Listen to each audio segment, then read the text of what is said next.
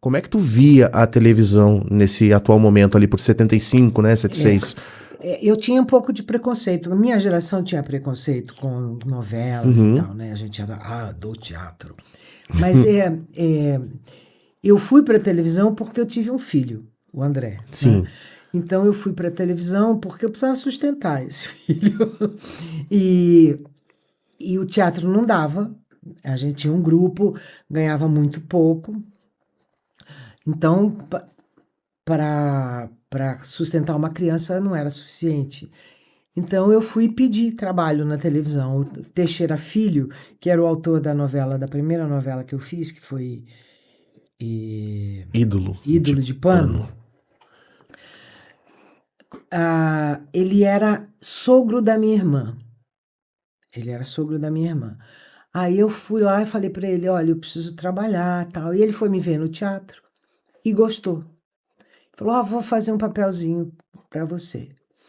Aí eu fui lá na TV Tupi e o papel era assim, ele entrava nos 5 primeiros capítulos e depois ficou 60 capítulos fora. A novela teve 280 capítulos. Foi Nossa, uma coisa... um ano? Mais de um ano. Mais de um ano. A novela era enorme, enorme, enorme. Porque foi um sucesso extraordinário. Foi a novela que levou Tony Ramos e Denis para Globo. Foi a partir dessa novela. Eles dois estavam no elenco. Que legal. Então eu fiquei 60 capítulos fora. Falei, pô, agora não sei mais. Aí voltei e aí o personagem ficou importante. Ficou porque a personagem achavam que ela tinha morrido e tal. Aí ela volta. Aí volto e aí fiz até o final. E foi uma grande escola, porque tinha esses grandes atores. E tinha direção do Henrique Martins, que era um gênio e uma pessoa incrível, me ensinou demais. Tinha a Laura Cardoso no elenco. Que eu ficava escondida na coxia, assim, vendo como é que Laura fazia. Então era uma coisa, assim, foi uma grande escola. E lá na Tupi eu fiz mais algumas coisas até a Tupi fechar, né? Não, eu saí antes da Tupi fechar. Eu fui para Bandeirantes antes da Tupi fechar. Foi em 79, quando a Tupi fechou, eu já estava na Bandeirantes. E aí tu era uma atriz que já estava bem ambientada a estar na televisão e a cada final de trabalho já era considerado certo que tu iria fazer um próximo na televisão, né? Não. No passar do tempo, não. Foi galgando, então. Olha, eu só vim ter um contrato por tempo, que a gente chamava, que hoje em dia quase não existe mais, mas eu só vim na TV Record, que foram os meus últimos contratos, antes de eu sair de lá. Eu trabalhei a vida inteira, acabava uma novela, tinha que esperar, fazer outra coisa, para ser contratada para outra. Eu digo que o que eu ganhava numa novela eu tinha que juntar para viver os tempos que não tinha outra novela. Mas eu fiz teatro.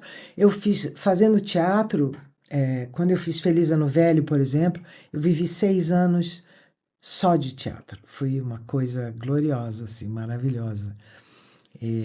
Porque a peça era um grande sucesso, foi nos anos 80, começo dos 90. A peça foi um sucesso extraordinário, então dava para viver bem de teatro. Imagino que era uma correria, né? Porque dentro do Feliz Ano Velho tu também gravou algumas novelas. Tu gravou Fera Radical, por exemplo. Não. E quando eu comecei a fazer Feliz Ano Velho, eu não parei de fazer TV. Não teve nenhuma novela? Não. A única coisa que eu fiz foi uma série curta na TV Globo chamada A Máfia no Poder. Enquanto eu fazia o Feliz Ano Velho, eu fiz só isso.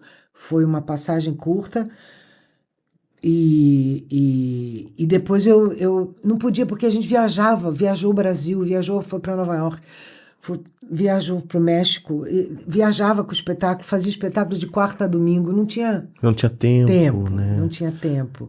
Então eu não fiz televisão por escolha mesmo. Por escolha eu resolvi não fazer televisão enquanto eu fazia o Feliz Ano Velho, que era extraordinário. E é isso. Tu tem lembranças de vocês no início da primeira temporada do Feliz Ano Velho? né? Com Marcos Frota, Lília Cabral e Paulo Betti, né? Direção do Paulo Betti. E grande elenco, né? E grande elenco, né? Colegas que já desistiram da profissão. Eu lembro, porque foi uma produção muito... Primeiro foi a adaptação, o livro era um sucesso. Total. E o Paulo tinha sido professor de teatro na Unicamp, né? O Paulo era professor de teatro na Unicamp. E ele conhecia o Marcelo Paiva, que tinha sofrido um acidente, lançou o livro. E aí ele foi conversar com o Marcelo se o Marcelo permitia que se montasse, né? Fizesse a adaptação. E o Marcelo concordou. Ele instigou o Marcelo, então. E o Marcelo concordou em que podia fazer a adaptação. Aí falamos com Alcides Nogueira, que é um grande autor de teatro brasileiro, para fazer a adaptação para teatro. E o processo de adaptação foi assim, a gente elegia algumas cenas e ficava improvisando, e o Alcides assistia e transformava aquilo em dramaturgia. Certo. Então demorou, foram 6 meses de ensaio. E nós estreamos no Centro Cultural São Paulo, que era recém inaugurado, era maravilhoso. Hoje está um pouco decadente, mas era da prefeitura, era maravilhoso. E foi uma coisa tão doida. E assim, foi com dinheiro emprestado da minha mãe que emprestou dinheiro, pra gente, não tinha patrocínio de ninguém. Minha mãe que emprestou dinheiro para a gente montar o cenário. A tua mãe patrocinou a peça? Minha mãe emprestou uma parte do dinheiro e o Adilson, que era o outro ator da peça, emprestou outra metade. E a gente estreou assim, devendo para ele e para minha mãe. Minha mãe tirou dinheiro da poupança, eu nunca esqueço disso. E a gente estreou no Centro Cultural São Paulo. E, assim, vendeu tudo. O primeiro mês vendeu todos os ingressos. Não tinha um lugar. As pessoas ficavam esperando desistência na porta, esperando. Aí o teatro prorrogou a nossa temporada, nós ficamos 2 meses lá. Quando saímos de lá, a gente não tinha teatro para onde ir. Mas aí conseguimos ir para o Teatro Augusta, que também já não existe mais, que era pequenininho. Imagina, a gente foi de um teatro imenso, foi para um teatro pequenininho e ficamos mais de 1 ano em cartaz, de quarta a domingo, com 2 espetáculos, sábado e 2 domingo, lotando. E quando nós saímos para viajar, e a gente teve... Naquela época tinha umas coisas assim, a VASP, que fechou, a VASP, ela patrocinou as passagens.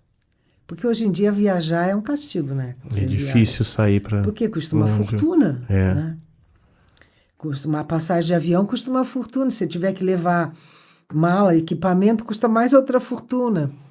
Naquela época nós conseguimos a VASP. A VASP patrocinou a viagem toda. A gente viajava com uma camiseta escrito VASP. Só que a gente não voltava para casa. A gente saiu de São Paulo, depois de ter feito uma temporada de mais de 1 ano no Rio também, saiu de São Paulo e íamos indo de uma cidade para outra. Certo. De uma cidade, não voltava para casa. Era uma coisa doida. Uma turnê de foram anual. Meses. Nossa, a gente, porque desmontava no domingo, o cenário seguia, montava no outro lugar e a gente ia de avião na terça. Já na quarta estreava novamente. Então era... Não dava tempo, por exemplo, tu estava em Belém ou em São Luís, como é que tu vai passar? E a gente fez tudo, fez Possível. Amazonas, fez Manaus, fomos para o Brasil todo, foi uma coisa incrível. Curitiba, por exemplo, nós voltamos 3 vezes para o Guairão, para você ter ideia. Assim, a primeira vez ficamos 15 dias em Porto Alegre.